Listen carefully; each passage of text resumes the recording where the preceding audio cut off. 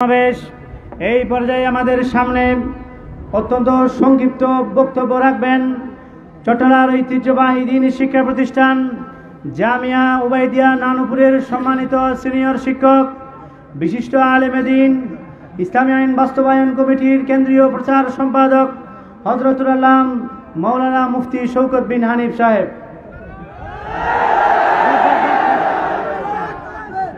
আসসালামু আলাইকুম ওয়া রাহমাতুল্লাহি ওয়া বারাকাতুহু।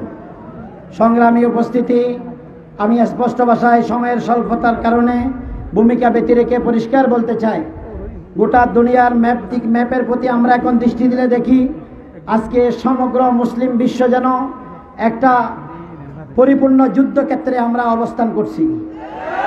চতুর্দিক থেকে আমরা প্রত্যক্ষ পরোক্ষভাবে যুদ্ধের উস্কানির মুখে আমরা সম্মুখীন হতে যাচ্ছি। আমি স্পষ্ট ভাষায় বলতে চাই, আমাদের এই আন্দোলন, এই প্রতিবাদ ভাত কাপড়ের আন্দোলন নয়। আমাদের এই প্রতিবাদ বাসস্থানের জন্য এবং কোনো অন্য অধিকারের আন্দোলন নয়। আমাদের এই আন্দোলন আমাদের হৃদয়ের স্পন্দন, প্রাণের চেয়ে প্রিয় মহানবী মুহাম্মদুর রাসূলুল্লাহ সাল্লাল্লাহু আলাইহি ওয়াসাল্লামের ইজ্জত রক্ষার আন্দোলন। আমি কুখ্যাত সেই কসাইখ্যাত নরেন্দ্র মোদীর প্রতি দৃষ্টি আকর্ষণ করছি। তোমার যেই বারবার দৃষ্টতা প্রদর্শিত হয়েছে, বিশ্ব দেখেছে, এই ক্রুসেড তথা ধর্মযুদ্ধের উস্কানিমূলক তৎপরতা যদি অতি সত্বর বন্ধ না করো, ইনশাআল্লাহ সারা পৃথিবীর 200 কোটি মানুষের হৃদয় একত্রে রক্তক্ষরণ হওয়া শুরু হয়েছে। এমন আন্দোলনের জোয়ার বইবে, সারা পৃথিবীর সমস্ত বর্ডার ছিন্ন হয়ে যাবে, পুরো মুসলিম বিশ্ব এক দেশে এক জাতিতে পরিণত হবে এবং সারা পৃথিবী থেকে বিশ্বনবীর ইজ্জত রক্ষার জন্য সময় সংক্ষেপ সারা পৃথিবীর থেকে বিশ্বনবীর ইজ্জত রক্ষার জোয়ার বইবে। ইনশাআল্লাহ তোমার তখ্ত তাউস তছনছ হয়ে যাবে ইনশাআল্লাহ।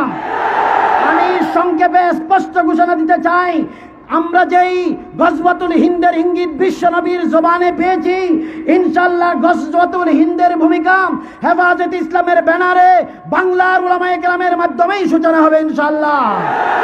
আমরা বাংলাদেশ আর ইন্ডিয়ার পার্থক্য বুঝি না। তৌহিদ কি আমানত सीनों में है हमारा, आशा नहीं मिटाना नामो निशा हमारा।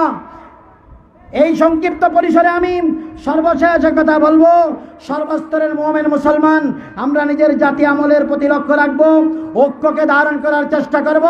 শাইখুল হিন্দ মাহমুদুল হাসান দেওবন্দি রহমতুল্লাহ আলাইহি মাল্টার দ্বীপ থেকে যখন এসেছিলেন, বলেছে এই উম্মতের অধপতনের কারণ সংক্ষেপে শুধু দুইটি।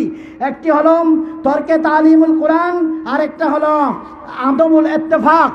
আমাদের ঐক্যের অভাব যদি হয়, আমাদের তালিম এবং শিক্ষা ব্যবস্থায় যদি অনিয়ম পরিলক্ষিত হয়, তাহলে আমাদের লক্ষ্য ভ্রষ্ট হওয়ার সম্ভাবনা।